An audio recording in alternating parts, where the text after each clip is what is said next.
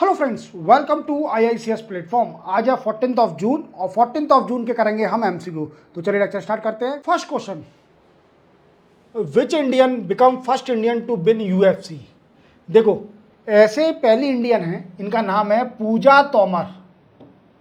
ये मैम पहली इंडियन है जिसने UFC जीता है। अब UFC होता क्या है? तो UFC का फुल फॉर्म होता है अल्टीमेट फाइटर चैंपियनशिप। ये क्या है?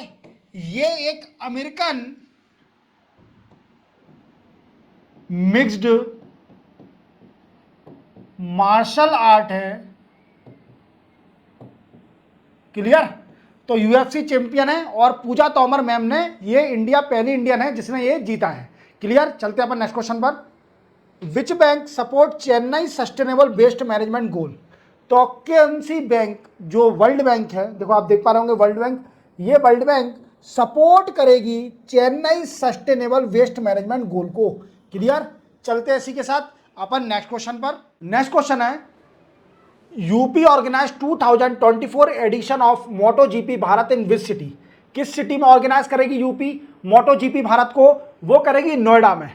नोएडा में ऑर्गेनाइज करेगी। और ये क्या है? मोटो जीपी भारत क्या है?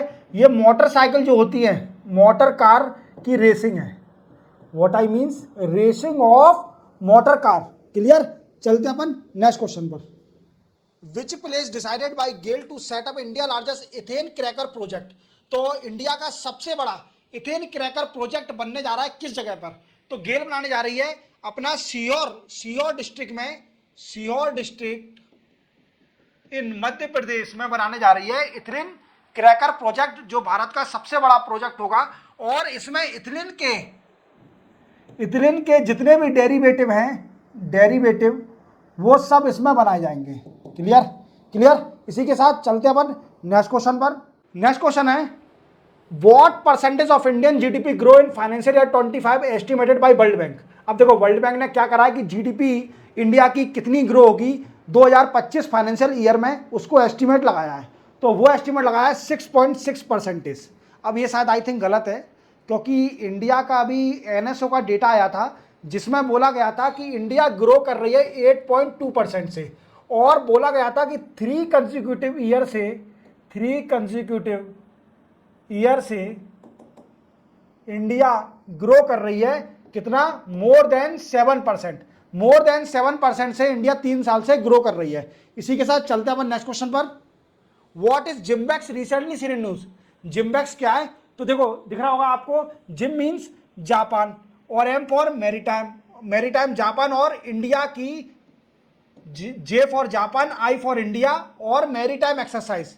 तो देखो, इंडिया और जापान की नेवी एक्सरसाइज है, नेवी एक्सरसाइज जो कि होगी, जो कि कहां पर हो रही है? जापान के अंदर। कहां पर हो रही है?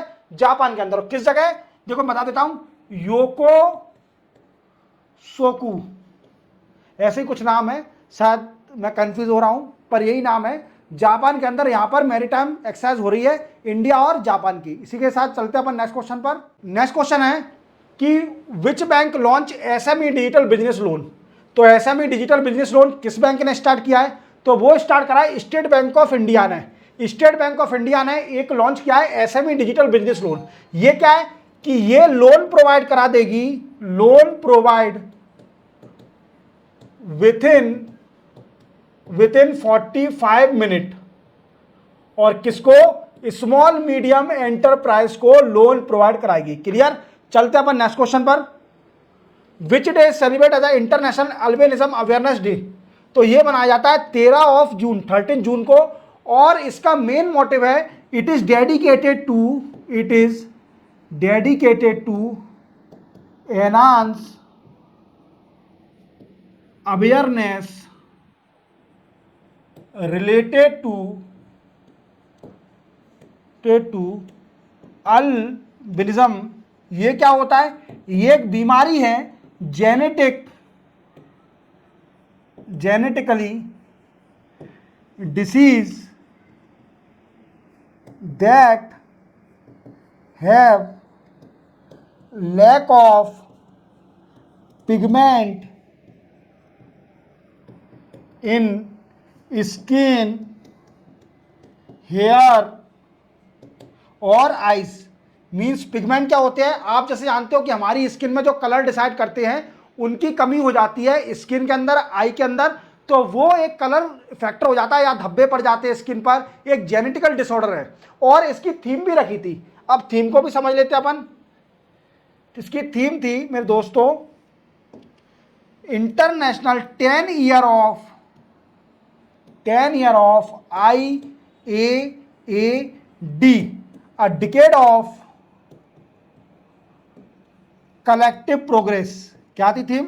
अ decade of collective progress. Clear? ये इसकी थीम थी 2024 की इंटरनेशनल अल्बिनिज्म अवेयरनेस डे, और ये पड़ता है 13 जून को, याद रखना। चलते अपन नेक्स्ट क्वेश्चन पर। नेक्स्ट क्वेश्चन है दोस्तों, विच IIT company has secure position in top 100 most valuable brand of third consecutive year. लगातार 3 साल से एक इंडिया की IT कंपनी है, वो टॉप 100 में मोस्ट वैल्यूएबल कंपनी की लिस्ट में आ रही है, टॉप 100 में। तो वो कंपनी है दोस्तों, आप देख पा रहे होंगे, इन्फोसिस, और ये इन्फोसिस के एम्प्लॉय हैं। तो इन्फोसिस वो कंपनी है जो कि टॉप 10, टॉप 100 में, जो कि मोस्ट वैल्यूएबल कंपनियां हैं वर्ल्ड की, उसमें रैंक में आ रही है। क्लियर? चले अपन नेक्स्ट क्वेश्चन पर। UN declare 2024 as the year of what. देखो 2025 का जो ईयर डिसाइड करा है, वो डिसाइड करा है year to focus on quantum advancement, year to focus on quantum advancements. चलते हैं अपन नेक्स्ट क्वेश्चन पर। नेक्स्ट क्वेश्चन है दोस्तों कि which IIT with NASA jet propulsion laboratory work together to study how bacteria that are resistant multiple drugs behave in international space station. International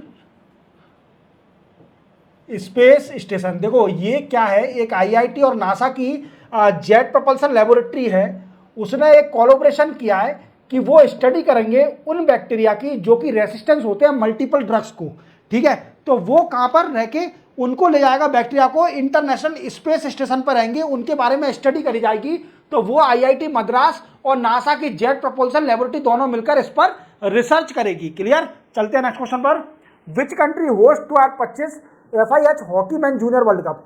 2025 का FIH hockey man junior world cup कौन country कराएगी, किस country में होगा? तो वो होगा मेरे दोस्तों इंडिया में, और इसमें 24 टीम पार्टिसिपेट करेंगी। क्लियर? 24 टीमें पार्टिसिपेट करेंगी इसके अंदर। इसी के साथ चलते हैं अपन नेक्स्ट क्वेश्चन पर। नेक्स्ट क्वेश्चन है अपना कि G7 summit will be held in which country. देखो आपको मालूम है कि अभी इंडिया के प्राइम मिनिस्टर इटली के लिए जा चुके हैं और G7 मीटिंग होने वाली है। अब G7 मीटिंग में इटली में होने वाली है, ये तो पक्की बात है। इंडिया को भी बुलाया है, पर इंडिया इसका मेंबर नहीं है G7 का। G7 कब बनी थी? G7 बनी थी मेरे दोस्तों 1975 में, और G7 में डेवलप्ड, सारी डेवलप्ड कंट्रियां हैं। क्या है? Developed country. अब कंट्रियों के बारे में जान भी लेते हैं हम कि कौन कौन सी हैं। तो देखो सबसे पहले है USA, Canada, UK, France, Germany, Italy और जापान, ETC।